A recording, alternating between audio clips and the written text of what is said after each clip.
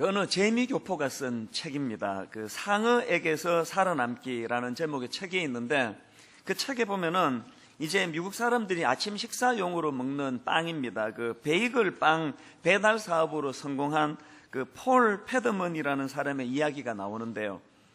이제 이 사람의 그 사업의 특징이 뭐냐 하니까, 현대인들이 굉장히 바쁘고 분주하니까 아침 먹을 시간이 없지 않습니까? 그래서 이제 이른 아침에 회사 사무실로 이 베이글을 배달해 주는 겁니다. 그리고 또 하나 특징이 뭐냐 하면은, 뭐 바쁘고 분주한데 뭐 돈 주고 받고 이렇게 복잡한 걸 다 생략하고 이제 빵을 두고 그 옆에 그 손님 스스로가 자기가 구입한 빵만치에 돈을 스스로 넣을 수 있는 통을 거기다 두는 겁니다. 그래서 이제 이 우리로 치면 이 무인 판매 또 자율 판매, 이것으로서 아주 성공한 케이스인데요. 그 책에 보면은 이제 이 폴 패드먼이 그 무인 판매 과정에서 자기가 경험했던 사람들의 그 정직성과 관련한 재밌는 내용들이 참 많습니다. 예를 들면은 자기가 조사를 해보니까, 가만히 이제 관찰을 해보니까 사무실 규모가 적을수록 사람들이 정직해지더라는 겁니다. 뭐 이건 짐작할 수 있지 않습니까? 이제 사람이 적어지면 아무래도 보는 눈이 많다가 보니까 뭐 더 정직해질 수밖에 없는 거예요. 또 그런가 하면은 이 날씨가 또 정직성과 연관이 있다는 겁니다. 예를 들면은 뭐 날씨가 좋지 않을 때 갑자기 추워지거나 또 비가 오거나 또 바람이 심하게 부거나 이런 날에는 사람들이 또 정직해지지 않더라는 거예요. 뭐 이런 식으로 이제 쭉 그것을 열거했는데, 그 중에서 제 눈길을 끄는 한 대목이 뭐냐 하면은 이런 겁니다. 회사 사무실에서 이 고급 임원들이 근무하는 높은 층이 그 직급이 낮은 직원들이 근무하는 아래층보다 베이글 값을 더 많이 속이더라는 겁니다. 이게 뭘 의미할까요? 그 사람이 높은 자리에 올라갔다고 더 정직해지는 게 아니라는 거예요. 돈이 많다고 해서 더 정직해지는 게 아니라는 겁니다. 사실 신문에 오르내리는 그런 사기 사건들을 보면은 이 수억의 돈을 뇌물로 주고받고 하는 이런 일들을 보면은 그게 다 바꾸는 사람들 사이에서 일어나는 일이 아니지 않습니까? 그렇기 때문에 이 정직의 문제는 물질적인 문제라기보다는 영적인 문제라는 것을 알아야 합니다. 요한복음 8장 44절에도 보면은 너희는 너희 아비 마귀에게서 났으니 너희 아비의 욕심대로 너희도 행하고자 하느니라. 그는 처음부터 살인한 자요, 진리가 그 속에 없으므로 진리에 서지 못하고 거짓을 말할 때마다 제 것으로 말하나니 이는 그가 거짓말쟁이요 거짓의 아비가 되었습니다.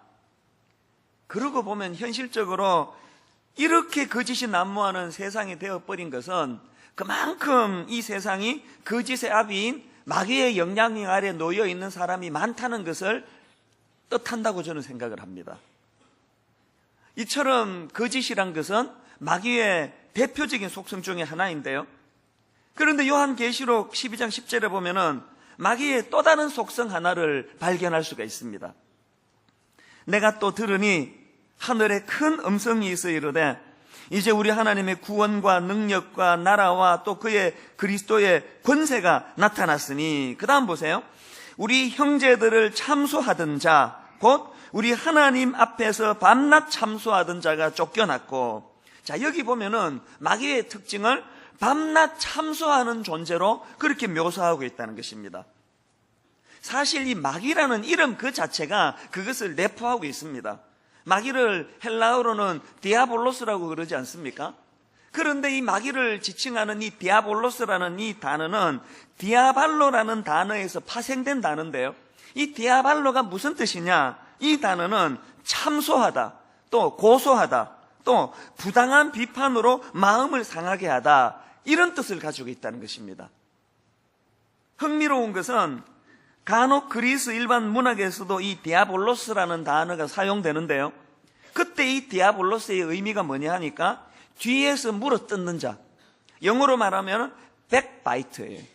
그러니까 우리가 만약에 지금 자꾸 누군가를 험담하기 시작하고 뭔가 수군거리고 비방하는 일이 내게 많아졌다고 한다면 그것은 바로 내가 지금 이 마귀의 영역 안으로 발을 담그고 있다는 뜻이에요. 오늘 교회가 무기력해지면 무기력해질수록 교회 안에 얼마나 수군거리는 험담이 난무하는지를 경험해서 다 아실 것입니다. 어쨌든 이렇게 사단이 끊임없이 참소하고 있는 것이 현실이다 보니까 오늘 우리 수많은 현대인들 내면 세계가 불안한 거예요. 두려운 거예요. 실체를 알 수 없는 그런 공포감에 우리가 살아가는 겁니다. 세상에 이렇게 과학이 발달하고 문화가 발달했는데 왜 사람들은 점점 불면증 환자가 늘어납니까? 왜 사람들은 알 수 없는 신경증 환자가 이렇게 늘어납니까? 그것은 영적으로 참소하는 마귀의 영역이 타락한 이 시대 안에 점점 확장되고 있다는 뜻입니다. 그래서 제가 언제 농담으로 여러분들에게 이런 말씀을 드리지 않았습니까? 우리 목사들이 잘 지키는 11계명이 있다고. 기억나십니까? 그게 뭐라 그랬죠? 들키지 말자. 그게 11계명이라고 제가 농담을 했지만 사실은 이게 사실이 아닙니다. 사람에게 안 들킨들 무슨 소용이 있습니까? 이 찬스의 귀재인 참소하는 마귀 앞에 책 잡힐 짓을 하고 나면은요, 11계명, 비록 사람에게는 안 들켰다 할지라도 견딜 수가 없어요. 이 사람이 살 수가 없습니다. 그렇기 때문에 에베소서 6장에서는 뭘 권면합니까? 이런 무서운 사단의 공격, 무서운 사단의 참소를 이겨내기 위해서는 하나님의 전신갑주로 무장해야 된다는 거예요. 그래서 지난주에 우리가 살펴본 것처럼 전신갑주의 그 준비 단계가 뭐라 그랬죠? 진리의 허리띠를 매는 거예요. 이 준비 단계. 이 진리의 허리띠를 잘 매므로 말미암아 거기에 각종 영적인 우리가 사용할 신령한 무기들이 거기에 다 하나로 깨어진다고 말씀을 드렸고요. 그리고는 이제 본격적으로 전신갑주를 갖추는 첫 번째에서 무엇이 강조되는가 하니까 뭐를 말합니까? 의의 호심경을 붙여야 된다는 겁니다. 14절입니다. 그런즉 서서 진리로 너희 허리띠를 띠고 의의 호심경을 붙이고. 이 호심경이라는 단어가 좀 생소하지 않습니까? 이게 뭐냐 하면은요, 영어 성경에 보니까 이것이 그 브레스트 플레이트로 되어 있더라고요. 쉽게 말하면 가슴막이에요. 이 호심경이라는 것은. 이 가슴을 가리는 갑옷, 아마 이렇게 풀이할 수 있는 단어 같습니다. 그런데 중요한 것은 그 원수의 공격 앞에 내 중요한 이 심장과 장기를 보호하기 위한 가슴막이의 재료가 뭐예요? 무엇으로 만든 호심경이라고요? 의로 만든 호심경이라는 거예요. 이건 상식적으로 생각해도 알 수 있는 거 아닙니까? 원수 마귀가 끊임없이 우리를 참소하고 우리의 이 죄성을 공격하고 그럴 때 그것을 방어하기 위해서는 책 잡히지 않는 의로움의 갑옷으로 그것을 방어해야 된다는 것입니다. 그래서 제가 오늘 좀 이 부분을 살펴보려고 하는데요. 그런데 여러분, 제가 이 의의 호심경에 대해서 묵상하다가 발견한 게 뭐냐 하면은요, 우리 스스로 취할 수 있는 이 의의 호심경이 두 종류가 있다는 거예요. 이것을 단계별로 살펴보면 이렇습니다. 첫 번째 단계가 뭐냐? 그것은 이 낮은 단계의 호심경입니다. 이 낮은 단계의 호심경이 뭐냐 하면은 나 스스로의 몸부림으로 의의 호심경을 추구하는 단계입니다. 계시록 19장 7절 8절에 보면 이런 말씀이 있습니다. 우리가 즐거워하고 크게 기뻐하며 그에게 영광을 돌리세. 어린 양의 혼인 기약이 이르렀고 그의 아내가 자신을 준비하였으므로 그에게 빛나고 깨끗한 세마포 옷을 입도록 허락하셨으니, 그 다음 그 세마포 옷이 뭐예요? 이 세마포 옷은 성도들의 뭐라고 말합니까? 옳은 행실이로다. 여기 나오는 이 옳은 행실이라는 단어가 원어로 보면은 지금 우리가 살피고 있는 의의 호심경 할 때 그 의와 같은 단어에, 어근이 같은 단어예요. 뭘 말하는지 짐작할 수 있지 않습니까? 제가 언젠가 그 로이드 존스 목사님이 쓴 책입니다. 생수를 누리라. 이 책을 보는데요, 제 기억으로 그게 4장이었던 것 같아요. 그 4장의 소제목이 참 제 눈길을 끌었습니다. 이런 제목이 있더라고요. 진정한 그리스도인은 거룩이 행복보다 우선한다. 이게 제가 그날 그 한마디에 참 많은 깨달음을 얻었습니다. 우리가 진짜 변화된 그리스도인이라면 거룩이 행복보다 우선한다는 이 우선순위가 있다는 거예요. 그러고 보면 우리가요, 날마다 그 참소하는 마귀 앞에 할 말을 잃어버리고 수치심을 가지고 그렇게 나약한 삶을 사는 근본적인 이유가 여기에 있다 생각하는 거예요. 오늘 이 세상의 가치관은 뭐예요? 행복이 거룩을 우선합니다. 아니, 내 행복이 중요한 거지. 아니, 그까지 거룩이 뭐야? 내가 저 사람을 좀 속여먹고, 내가 약간 불이한 방법을 취한다 할지라도, 그래서 내가 우리 가정이 행복할 수만 있다면, 당연히 거룩을 내려놔야 되는 거 아니냐? 이게 세상 가치관이에요. 그런데 오늘도 하나님께서 우리에게 그것은 잘못된 우선순위라는 거예요. 베드로전서 1장 16절에도 보니까, 내가 거룩하니, 하나님께서요, 내가 거룩하니 너희도 거룩할지어다. 데살로니가전서 4장 3절에서도 하나님의 뜻은 이것이니 너희의 거룩함이라. 하나님께서는 우리에게 주시는 뚜렷한 메시지가 뭐냐 하니까 우선순위에 있어서 행복보다 먼저 되는 것이 거룩을 지키는 거라는 겁니다. 오늘 우리가 이 세상에서 속고 있는 게 이거 아닐까요? 요한복음 17장 14절에 보면은 예수님이 믿는 우리의 정체성을 이렇게 말씀하십니다. 이는 내가 세상에 속하지 아니함 같이 그들도 세상에 속하지 아니함으로 인함이니이다. 우리가 발은 이 땅에 딛고 살아가지만 우리 소속은 이 땅이 아니라는 거예요. 마치 이런 거예요. 그 광화문에 가보면은 미국 대사관 있지 않습니까? 거기에 있는 대사관 직원들은요, 발은 한국 땅에 발을 딛고 있지만 그들은 한국 사람이 아니에요. 한국 정부의 영향을 받지 않습니다. 그들은 본토 미국의 영향력 아래 놓여 있는 거예요. 이 땅을 사는 우리의 신분이 그렇다는 거예요. 우리가 바른 이 땅을 살아가지만 이 세상의 가치관에 영향을 받으면 안 된다는 거예요. 그래서 고린도후서 6장 14절부터 보니까 너희는 믿지 않는 자와 멍에를 함께 매지 말라. 의와 불법이 어찌 함께하며 빛과 어둠이 어찌 사귀며 그리스도와 벨리알이 어찌 조화되며 믿는 자와 믿지 않는 자가 어찌 상관하며 하나님의 성전과 우상이 어찌 일치가 되리요. 여러분, 우리가 우선순위에 있어서 내 행복이 거룩보다 앞서는 잘못된 세상 가치관에 우리가 동화되어 살아가다 보니까 이런 말씀 앞에 얼마나 부끄러움을 느끼느냐고요. 제가 사춘기를 길러보니까요, 이제 이것들이 점점 커가면서 세상에 영향을 받아요. 세상의 아이들이 치마가 점점 짧아지면 얘들 치마도 짧아져요. 세상 애들이 저렇게 행동하면 얘들도 그렇게 해요. 그래서 한 번씩 제가 화를 냅니다. 아니, 너 어떻게 이렇게 할 수가 있느냐? 그러면 어김없이 우리 애가 하는 변명은 딱 한마디예요. 아빠, 학교 가보세요. 애들 다 그렇게 하고 살아요. 그러고는 꼭 저에게 면박을 줘요. 하여튼 아빠는 너무 보수적이야. 아빠는 세상이 너무 바뀐 걸 잘 모르세요. 그럼 내가 할 말이 없어요, 제가. 그런가? 근데 여러분, 그것은 잘못된 생각입니다. 우리 아이는요, 몸은 세상의 학교를 다니지만 세상에 속한 아이가 아닙니다. 세상의 영향을 받아서 되는 아이가 아닙니다. 유행은 진리가 아니에요. 유행은 유행일 뿐이에요. 이 어린애가 그렇게 변명을 하면은 뭐 어려서 그렇게니 이해라도 하지만 다 큰 어른들이 맨날 하는 변명이라는 게 뭐 온 세상이 다 그런 걸 어떡하냐고, 정직해서 어떻게 사느냐고, 뭐 온 세상이 다 뭐 그렇게 뭐 바람 피고 다 하는데 뭐 나만 뭐 어떻게 깨끗하냐고. 이런 변명은요, 너무나 나약한 변명이에요. 제가 최근에 그 트위터에 어떤 분이 글을 올려준 걸 보고 참 거기에 많은 그 도전을 받았습니다. 그 내용이 이렇더라고요. 썩은 것을 썩었다고 말하고 어둠을 어둠이라고 말하는 것이 우리의 사명이 아니다. 우리의 사명은 그 썩어진 가운데 소금이 되는 것이고 어둠 가운데 빛이 되는 것이다. 사실 저는 목회자로서 그 글 앞에 부끄러움을 느꼈습니다.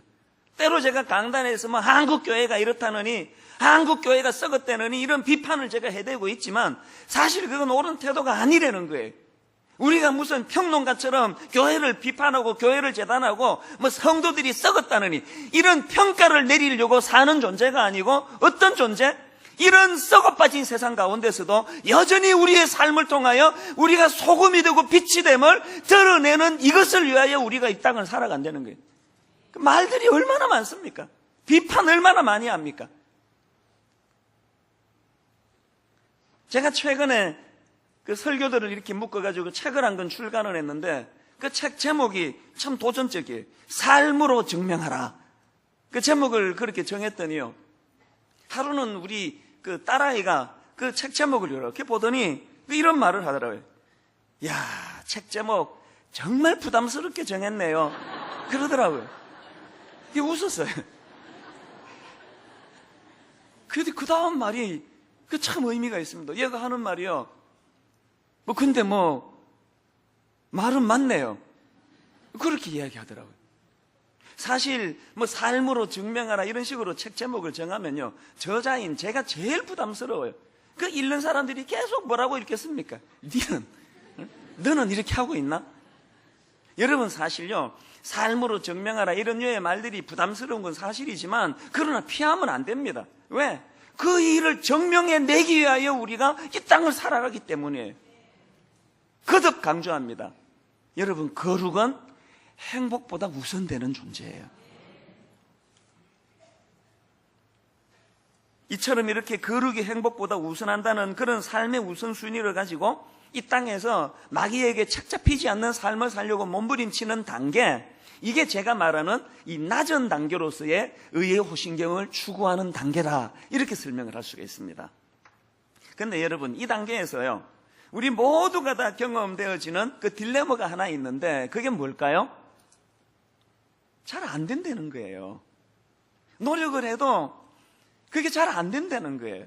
그래서 여러분, 우리가 이런 몸부림을 통해서 결국 깨달아야 되는 게 뭐냐면은, 우리는 거룩을 향한 의지는 있지만 그것을 구현해낼 능력이 없는 존재라는 것을 자각하는 거예요. 그래서 이제 이런 자각을 통해서 두 번째 단계로 진입을 해야 되는 거예요. 그 두 번째 단계가 뭘까요? 그 두 번째 단계는 이렇습니다. 그 높은 단계의 호심경이라고 이름을 지어봤는데, 이게 뭐냐 하니까, 이것은요, 하나님께서 입혀주시는 영적 의의 호심경을 추구하는 단계라는 것입니다. 이거 여러분 아세요? 우리가 이 낮은 단계에서의 호심경, 내가 의를 통하여, 거룩한 생활을 통하여 내가 그렇게 지어서 입는 의의 호심경으로는 이거는 절대로 마귀의 공격을 감당할 수가 없습니다. 그래서 이제 여기에 딜레마에 빠져 있을 때 바로 그때 우리 앞에 두 갈래 길이 놓여지는 거예요. 어떤 길일까요? 한 갈래는 바울이 걸어간 길이고요, 또 다른 한 갈래는 바리새인들이 걸어간 길이에요. 바울이 걸어간 길은 로마서 7장에 잘 묘사가 되고 있습니다. 로마서 7장에서 바울이 그렇게 몸부림치고 노력을 했지만 결국 그 입에서 나오는 절망적인 독백은 로마서 7장 18절 19절, 내 속 곧 내 육신에 선한 것이 거하지 아니한 줄을 아노니, 참담한 자기 현실을 깨닫게 된 거예요. 그래서 그 다음에 보니까 원함은 내게 있으나 선을 행하는 것은 없도다. 거룩을 향한 의지는 내게 있지만 행할 수 있는 능력이 없도다. 그리고 그 다음에 보니까 내가 원하는 바 선은 행하지 아니하고 도리어 원하지 아니하는 바 악을 행하는도다. 이게 얼마나 처절한 자기 고백입니까? 여러분, 낮은 단계로서의 그런 자기 의를 향한 호신경을 추구하면은 이런 결론이 내려질 수밖에 없습니다. 아니나 다를까, 그 로마서 7장 맨 마지막에 어떤 결론이 나옵니까? 우리가 잘 아는 24절입니다. 오호라, 나는 곤고한 사람이로다. 이 사망의 몸에서 누가 나를 건져내랴. 이게 바울이 맞닥뜨린 딜레마예요. 그런데 여러분, 바울의 위대함이 뭘까요? 그는 로마서 7장의 절망의 통 안에 갇혀 있지 아니하고 십자가라는 사다리를 통해서 로마서 8장으로 진입한다는 거예요. 그렇게 절망했던 바울이 로마서 8장 37절에 보니까 대반전의 고백을 합니다. 그러나 이 모든 일에 우리를 사랑하시는 이로 말미암아 뭐라고 말합니까? 우리가 넉넉히 이기느니라. 아니, 어떻게 바로 앞장 7장에서 그렇게 패배자로서 비참한 자기 고백을 했던 바울이 이런 놀라운 승리에 대한 선포가 가능했을까요? 이게 어떻게 가능했다고요? 이 질문에 대한 대답을 보시려면 이 37절 다시 한번 보세요. 자세히 보세요. 자, 바울이 이렇게 고백합니다. 그러나 이 모든 일에, 그 다음에 무엇으로 승리했다고 이야기합니까? 우리를 사랑하시는 이로 말미암아 우리가 넉넉히 이기느니라. 바울이 깨닫게 된 게 뭐예요? 낮은 단계로서의 호신경, 내 도덕심, 내 가정교육받은 어린 시절의 어떤 윤리적인 태도, 내가 가진 그 선량한 마음, 이런 것으로는 결단코 승리할 수 없다는 걸 깨달은 바울이 8장에서 높은 단계의 호심경, 오직 주님의 십자가를 통하여 만들어준 하나님의 사랑의 호심경으로서 내가 이길 수 있다는 걸 깨닫게 된 거예요. 이게 바로 바울이 걸어갔던 길이에요. 여기에 반해서 또 다른 한 갈래, 서기관과 바리새인들이 걸어갔던 길은 어떤 길일까요? 그 바리새인들의 삶이 얼마나 윤리적이고 도덕적이고 종교적으로 대단했습니까? 그건 예수님도 인정하신 거예요. 마태복음 5장 20절을 한번 보십시오. 내가 너희에게 이르노니 너희 의가 서기관과 바리새인보다 더 낫지 못하면 결코 천국에 들어가지 못하리라. 이처럼 그들의 의는 주님도 인정할 만큼 대단한 의라는 거예요. 대단한 낮은 단계로서의 갑옷을 그들은, 호심경을 그들은 지을 수 있었다는 사실이에요. 근데 그들의 문제가 뭐예요? 그런 높은 수준의 의를 구사하던 바리새인들이었지만 그들에게 치명적인 결함이 하나 있는데요. 그들은 자기들의 그 도덕적인 우월감에 취해버린 나머지 은혜의 로마서 8장으로의 진입을 거절했기 때문이에요. 그래서 저는 그런 생각을 해봐요. 요새 예수 믿는 사람들 욕 많이 먹잖아요. 목사들 욕 엄청 많이 먹잖아요. 저는요, 거기에 희망이 있다고 생각합니다. 이제 우리가 그냥 뭐 어떻게 해보겠다고, 이래도 안 되고 저래도 안 되고 목사라고 해가지고 조금도 도덕적으로 나은 게 하나도 없다는 것이 판명이 됐을 때 이제 두 갈래 길 앞에서 우리는 어디로 가야 될까요? 로마서 8장에 이런 우리 같은 인간들도 사랑해 주시는 예수 그리스도의 십자가로 만들어준 하나님의 의의 호신경이 필요하다는 사실입니다. 여러분, 이거 기억해야 됩니다. 사람은요, 항상 그게 내게 강점이라고 생각하는 그것 때문에 망하는 거예요. 난 외향적이야, 난 사람 관계가 좋아, 그 사람은 그것 때문에 망합니다. 칼 갖고 있는 사람은 칼로 망하고요, 나는 생각이 깊어, 난 사색을 많이 해, 그 사람은 그것 때문에 관계가 깨지는 거예요. 오늘 바리새인들이 자기가 가지고 있는 알량한 도덕심을 가지고, 그들의 윤리의식을 가지고 로마서 8장에 하나님을 의지하는 일을 실패했기 때문에 그들은 깨진 거예요. 그래서 저는 오늘 예배 드리는 모든 사람들, 저부터가 그래요. 저부터가 어떨 때는 얼마나 사단의 참소 앞에 노출이 되어 있는지 11계명이 사실 많잖아요. 들키지 않은 하는 것들 때문에 마음이 무겁고 마음이 힘들고 그런 참 부끄러운 저의 모습을 가지고 있지만, 하나님 앞에 믿음을 가지고 나아갈 때 다시 한번 하나님이 이런 나 같은 인간에게도 의의 갑옷을 입혀주시는 것처럼, 오늘 여러분 무슨 문제 때문에 마음에 상처가 있고 죄책감에 놓여 있고 자신감을 잃어버렸는지 몰라도 이 신비의 로마서 8장의 바울의 은혜의 경험, 하나님이 입혀주시는 십자가로 말미암은 하나님의 의의 호심경이 여러분에게 새로운 희망이 되고 용기가 되는 그런 은혜를 경험하게 되시기를 바랍니다. 이게 왜 중요한지 아십니까?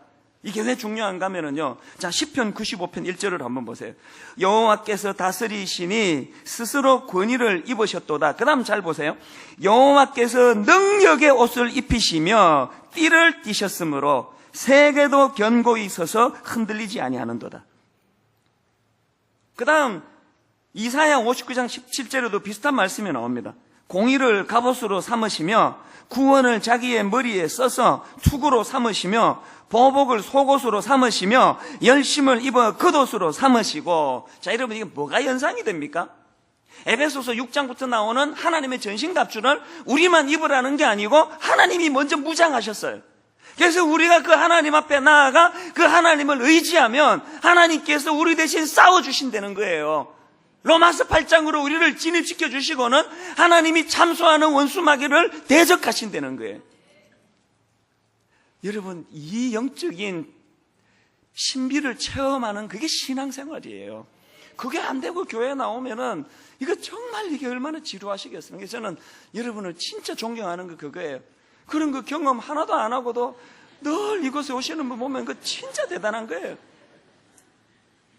한결같이 그렇게 졸고 계시면서도 또 한결같이 자리를 차지하고 계시는 건, 그건 정말 그거는 대단해요. 곰 같으면 인간이 됐을 거예요, 벌써. 그러나 여러분, 그것만으로는 너무 안타까운 거예요. 기왕에 오셨는데 이런 신비. 여러분, 제가요 분당 우리 교회를 개척하기 전에 만 10년 청소년 사역을 했습니다. 서초동에서 청소년 사역할 때요, 정말 저는 많은 신비를 경험했습니다.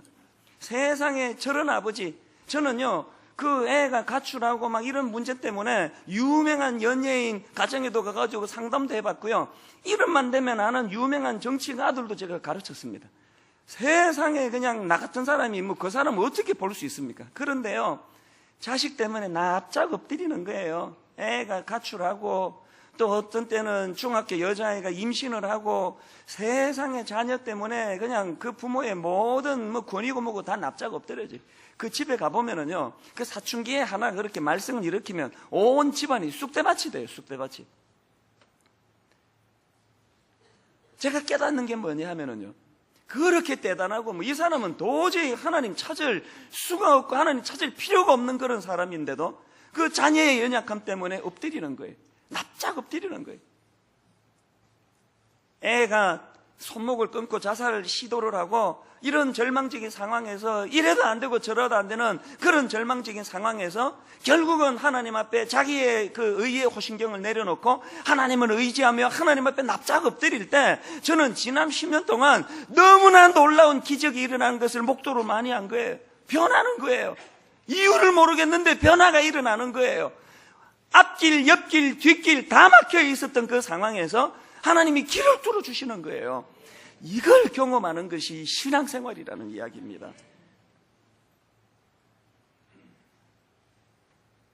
이제 여러분, 결론을 맺으면서요, 이 다음 주일부터 새생명 축제가 이제 시작이 됩니다. 올해는 하나님 뭔가 특별한 그런 그 은혜를 주시려나 봐요. 지금 태신자들이요, 여러분이 적어낸 태신자들이 올해 무려 7,500명이 넘습니다. 와, 여러분, 7,500명의 영혼을 놓고 우리가 지금 기도하고 있다는 거, 이거 뭐 기적 아닙니까? 자, 이제 이 다음 주일부터 이제 이런 엄청난 이제 손님들이 이제 초청돼서 올 텐데요, 우리가 해야 될 게 있습니다. 뭘 해야 될까요? 그 손님 모시면 뭐 해야 됩니까? 집안 청소해야 될 거 아닙니까? 대청소해야 될 거 아닙니까? 우리 영적으로 청소해야 돼요. 어떤 청소를 해야 될까요? 저는 이 영적 대청소라는 것은요, 이 교회 안에 견고하게 진을 치고 있는 이 사단의 진을 깨트리는 거, 이게 영적 청소라고 생각합니다. 오늘 교회 안에 이 거미줄 보이세요? 여러분이 오늘 교회 안에 이 곰팡이 쓰는 거 보이세요? 너무나 곳곳에 이 견고한 사단의 진이 교회 안에 있는 거예요. 그러면 교회 안에 드리워진 영적 견고한 사단의 진은 뭐 어떤 것일까요? 앞에서 말씀드렸잖아요. 마귀 이름 자체가, 마귀라는 이름 뜻 자체가 이 뒤에서 물어뜯는 자, 그 백바이트. 그렇기 때문에 오늘 교회 안에 도사리고 있는 너무나 가슴 아픈 현실, 사랑해야 될 성도 간에 끊임없이 서로 비방하고 끊임없이 서로 수근수근거리고 원수 맺고 이런 너무나 슬픈 일에 노출되어 있는 이것들이, 이게 다 영적인 악한 사단의 견고한 진입니다. 이거 깨트려야 돼요. 그 멀쩡한 사람 초청해가지고 다락방 갔더니 그 사람이 골치 아프시겠다, 이거 사람이 편갈라져 있고 쟤 미워하고 뒤에서 험담하고 이래가지고는 안 되는 거예요. 우리 청소해야 돼요. 깨끗이. 여러분, 우리 앞에 예배들에 하나님이 얼마나 오늘 놀라운 대청소를 시켜주시는지 아십니까? 회개의 역사가 일어나고 내가 함부로 남을 수군거리고 비방했던 이 사단의 영역 아래 있는 못된 짓들을 청산하고, 그런가 하면은 내 행위가 의롭지 못해가지고 사단에게 노출돼가지고 참소당하던 내가 하나님 앞에 벌떡 일어나 로마서 8장으로 진입하는 행위, 이게 바로 영적인 대청소라는 거예요. 다음 주부터 손님 청하기 전에 오늘 분당 우리 교회 안에, 우리 교회에 소속된 모든 성도님들 가정 안에, 우리 교회 모든 성도님들 심령 안에 놀라운 영적인 대청소가 일어나기를 바랍니다. 영적 청소가 일어나 견고한 진을 구축하고 있는 악한 사단의 세력을 다 몰아내야 된다는 거예요. 그런가 하면 두 번째로 해야 되는 일이 뭘까요? 이 기울어진 십자가를 바로 세워야 됩니다. 이건 모양만 이렇게 세워놔가지고 이게 되겠습니까? 교회가요, 암만 무슨 복지자네네 뭐네 뭐 그냥 선한 일 많이 하고 구제 많이 해도 그 교회 안에 십자가가 제대로 서 있지 않으면 그 교회는 타락한 교회인 거예요. 목사가 뭐냐 세상 사람들에게 암만 칭찬 듣고 저 좋은 목사다, 의식 있는 목사다 100번 그런 소리 들어도 그 목사 내면에 전적인 하나님을 의존하는 이 십자가가 기울어져 있으면 하나님 앞에서는 그 목사가 타락하고 변질된 목사인 거예요. 여러분 내면에 십자가가 세워져 있습니까? 복구해야 됩니다. 저는 고린도후서 10장 4절 5절 말씀을 여러분께 드리면서 이제 결론을 맺기 원하는데요. 자 보세요. 우리의 싸우는 무기는 육신에 속한 것이 아니요 오직 어떤 견고한 진도 무너뜨리는 하나님의 능력이라. 그 다음 보세요. 모든 이론을 무너뜨리며 하나님 아는 것을 대적하여 높아진 것을 다 무너뜨리고 모든 생각을 사로잡아 그리스도에게 복종하게 하니. 우리 내면을 들여다보세요. 하나님 아는 것을 대적하여 높아진 우리 자고하는 마음, 알량한 내 머릿속에 그 엄청난 놀라운 하나님을 담아두려고 시도하는 이런 악한 시도, 내가 이해가 되지 않으면 하나님 없는 겁니까? 내 머리에 담겨지지 않으면, 내가 안 보이면 하나님 없는 겁니까? 이 모든 악한 시도들이 다 깨트려지고 겸손히 하나님 앞에 부복하면서, 그래서 저는 오늘 이 고린도후서 10장 4절 5절을 가지고 만든 그 찬양을 함께 부르기를 원하는데요. 저는 이 찬양을 부르는 가운데 마귀의 참수 앞에 웅크러져 있던 우리의 영이 활짝 어깨를 펴게 되기를 바랍니다. 비굴하고 할 말이 없고 너 도덕적이지 않잖아. 너 거짓말을 입에 담고 살잖아. 네가 얼마나 세금 많이 떼먹는지 내가 다 알아. 사단이 끊임없이 우리를 참수할 때 그 앞에 주눅들어 있는 우리가 아니고, 비굴한 우리가 아니고, 로마서 8장의 십자가의 능력으로 오늘 나를 정죄하는 사단을 향해 선포하고, 그래서 여러분 머릿속으로 이걸 한번 상상해 보세요. 독수리가 날개를 쫙 펴가지고 그 상승 기류에 자기 몸을 맡길 때 자기는 날개짓 하지 않지만 그 영적 상승 기류로 저 높은 하늘로 비상하는 것처럼, 오늘 우리의 도덕, 내가 가진 윤리의식, 내 선한 행동, 이런 것으로서가 아니라 주님의 영적 상승 기류 앞에 내 몸을 맡기면서 날개짓하며 하늘로 비상하는 우리의 영혼이 오늘 이 시간 주님 앞에서 증명되어지기를 원합니다. 제가 우리 찬양 담당 목사님한테 이 찬양 부르는데 신신당부했습니다. 이 찬양은 맥없이 그렇게 부르면 안 된다고, 한마디 한마디 액센트를 넣고 힘을 넣어 부르자고. 그 찬양이 뭔지 아십니까? 우리들의 찬양 244번이에요. 우리들의 무기는 육체가 아니요 그러나 강하오, 참으로 강하오. 우리 한번 이 찬양 부를 때 성령께서 찬양 가운데 역사하게 되실 줄로 믿습니다. 같이 찬양하시겠습니다. 우리들의 무기는 육체가 아니요, 우리들의 무기는 육체가 아니요 그러나 강하오, 참으로 강하오. 우리들의 무기는 육체가 아니요 그러나 강하오, 견고한 진을 파하는 강력이요 강한 힘이요 참으로 강하오. 견고한 진을 파하는 강력이요 강한 힘이요 성령 안에서. 우리들의 무기는 육체가 아니요 그러나 강하오 참으로 강하오. 우리들의 무기는 육체가 아니요 그러나 강하오 성령 안에서. 견고한 진을 파하는 강령이요 강한 힘이요 참으로 강하오. 견고한 진을 파하는 강령이요 강한 힘이요 성령 안에서. 자, 여러분 제가 수도 없이 말씀드리지만요, 이 찬양이라는 것은요 하나님의 능력을 덧입는 도구예요. 저를 살린 게 찬양이에요. 청소년 사역하는 동안에 저의 이 무기력한 모습 때문에 얼마나 많이 좌절했겠습니까? 애들은 그냥 1000몇백 명씩 주렁주렁 모여있는데 여기서 터지고 저기서 터지고 가출하고 무슨 자살하고 중학교애가 임신하고 끊임없는 이런 현실 앞에서 마음이 무너지고 무기력한 저 자신 때문에 절망하고 좌절이 있을 때마다 저를 살린 것이 복음의 능력을 노래하는 찬양이에요. 제가 가르쳤던 제자 중에 4명이 자살했습니다. 4명이. 이 끔찍한 현실 앞에서 제가 어떻게 이 자리에 설 수 있겠냐고요. 다시 이렇게 세워주시고, 하나님 5번째 아이는 어디에 있습니까? 오늘 복음의 능력으로 그 아이를 막아주시기를 원합니다. 우리가 견고한 복음의 능력으로 쓰지 않으면 어디서 무너질지 모르는 현실이었지만 하나님 앞에 우리가 찬양하며 나가서, 그래서 여러분, 오늘 어떤 일로 여러분이 의기소침해 있고 어떤 죄 앞에서 여러분 누구에게도 들키지 않았지만 사단이 여러분을 참소하는 참소 앞에 늘 마음에 두려움이 있는지 모르지만 오늘 성령의 능력으로 이것을 타파하게 되기 원합니다. 이 찬양을 다시 한번 부를 때 찬양의 능력이라는 걸 바로 오늘 경험하게 되기를 원합니다. 주님 바라보며 찬양합니다. 우리들의 무기는 육체가 아니요, 우리들의 무기는 육체가 아니요, 선포하세요. 그러나 강하오.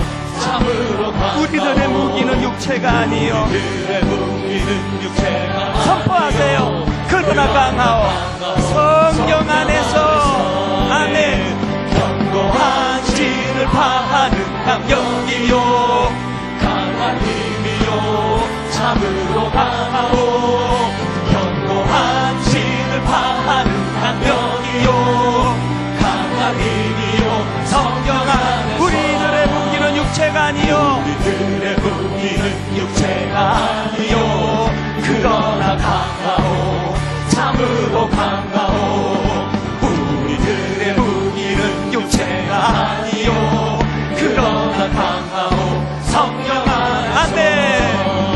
견고한 진을 파하는 강력이요, 강한 힘이요, 참으로 강하오.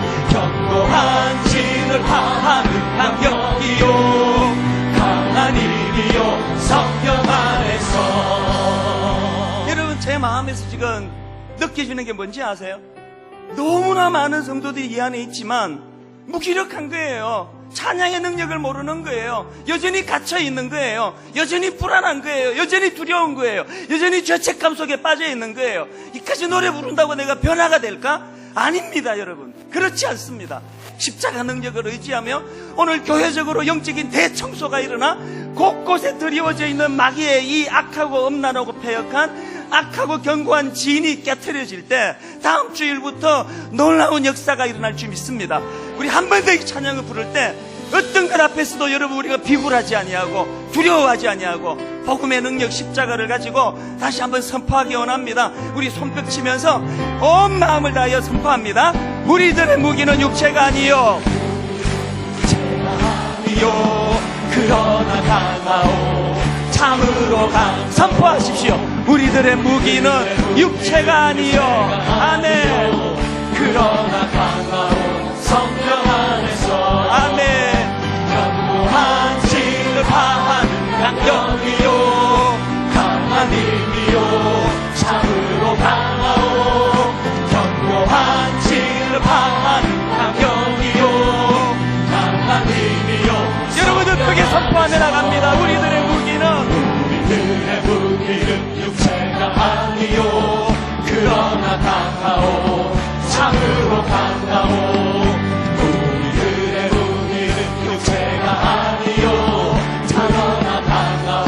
성령 안에서. 아멘. 견고한 진을 파하는 강력이요, 믿으십니까? 강한 힘으로. 참으로 강하오. 아멘. 견고한 진을 파하는 강력이요, 강한 힘이요. 우리들의 무기는 육체가 아니요, 우리들의 무기는 육체가 아니요, 그러나 강하오. 참으로 강하오. 네. 우리들의 무기는 육체가 아니요, 그러나 강하오. 성령 안에서. 아멘. 견고한 진을 파하는 강력이요, 강한 힘이요, 참으로 강하오. 견고한 진을 파하는 강력이요, 강한 힘이요, 성령 안에서. 천천히 견고한 진을 파하는 강력이요, 강한 힘이요, 강한 힘이요, 참으로 강하오. 참으로 강하오.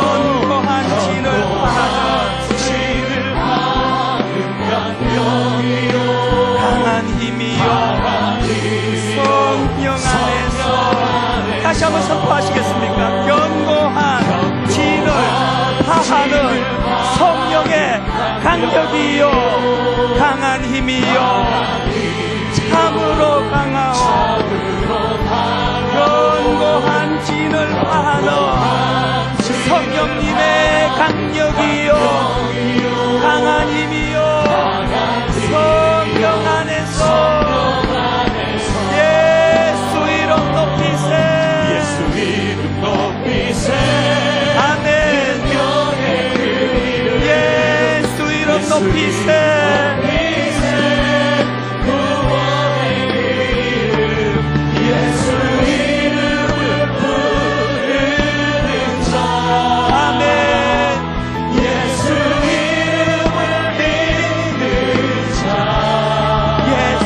앞에 나오는 자 이름 앞에 나오는 자 복이 수많은 무리들 줄지어 수많은 무리들 줄지어 여러분 이 장면을 상상해보세요. 그분을 보기 위해 따르네 육안으로 보기에 평범한 목수이신 그분 앞에 영안을 들고 그분을 바라보며 모든 무릎이 꿇어 경배하네. 모든 문제들 하나하나 죽음까지도 힘을 잃고 생명의 근원 대신 예수 이름 앞에 모든 권세들 굴복하네. 여러분 하나님 앞에서 강력한 능력을 가지고 선포합니다. 예수 이름 높이세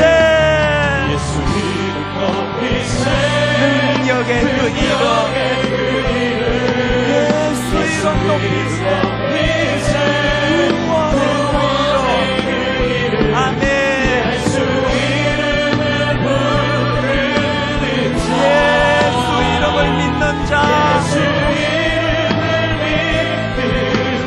예수 이름 앞에 나오는 자 복이 있도다. 우리 다 자리에서 일어나셔서 나의 계획이 실패하고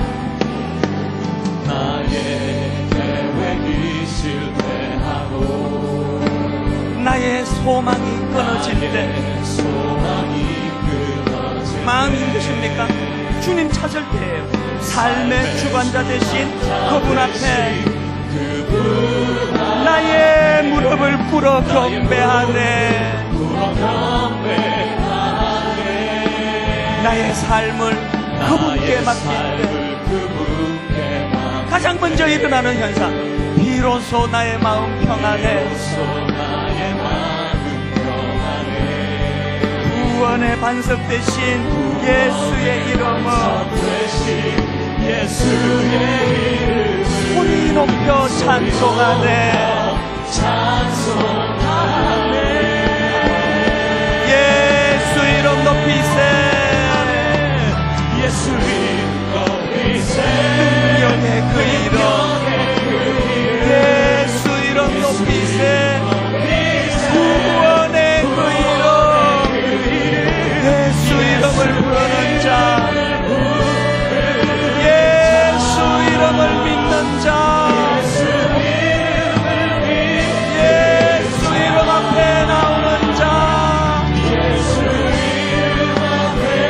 복이 있도다. 우리 기도하실 분 기도하시고 마지막으로 한번 찬양하실 분 예수 이름 높이세. 살아계신 하나님 아버지 오늘 주님의 이름 앞에 나아가기를 원합니다. 복음의 능력을 경험하기를 원합니다. 살아계신 하나님 아버지 오늘도 아버지 기울이는 십자가가 세워지기를 원합니다. 하나님 아버지 우리 모든 시정시들다가 아버지 내면의 치유가 있게 하여 주시옵소서. 우리 내면의 상처가 낫게 하여 주시옵소서. 우리 정체결과 죄책감이 하나님 앞에 다 해결한 바를 믿도록 십자가 주시는 하여 주시옵소서. 주님 앞에 기도하는 하나님 아버지 도와주시옵소서. 우리 한 목소리를 같이 기도하시겠습니다. 복음의 능력 의지하고 기도합니다. 하나님 아버지 주님의 십자가 의지하며 다시 한번 살아계시는 하나님 아버지, 예수 이름 앞에 나아가기 원합니다. 예수 이름을 부르기를 원합니다. 예수 이름의 능력을 경험하기를 원합니다. 살아계신 하나님 아버지, 그 은혜 앞에 결코 이 삶에서 우리를 끊을 수 없다고 말씀하신 주님의 생명을 주시옵소서. 뭐 때문에 우리 여기 서시는 자리에 머물러 있습니다. 주여 일으켜 주시옵소서. 하나님 높은 세상에 이끌고 치유하게 주시옵소서. 나라 머물러 말씀하시옵소서. 주여 사랑의 정신을 살았습니다. 해주시고 우리가 주님의 보혈 안에 있습니다.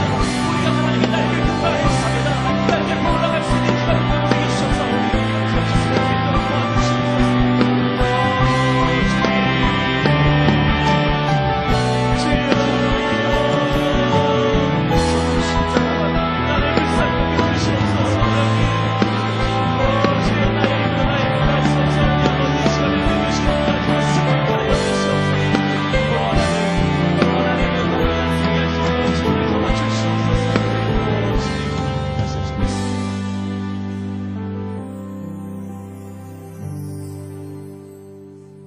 그러나 이 모든 일에 우리를 사랑하시는 이로 말미암아 우리가 넉넉히 이기느니라. 내가 확신하노니 사망이나 생명이나 천사들이나 권세자들이나 현재의 일이나 장래의 일이나 능력이나 높음이나 깊음이나 다른 어떤 피조물이라도 우리를 우리 주 그리스도 예수 안에 있는 하나님의 사랑에서 끊을 수 없으리라.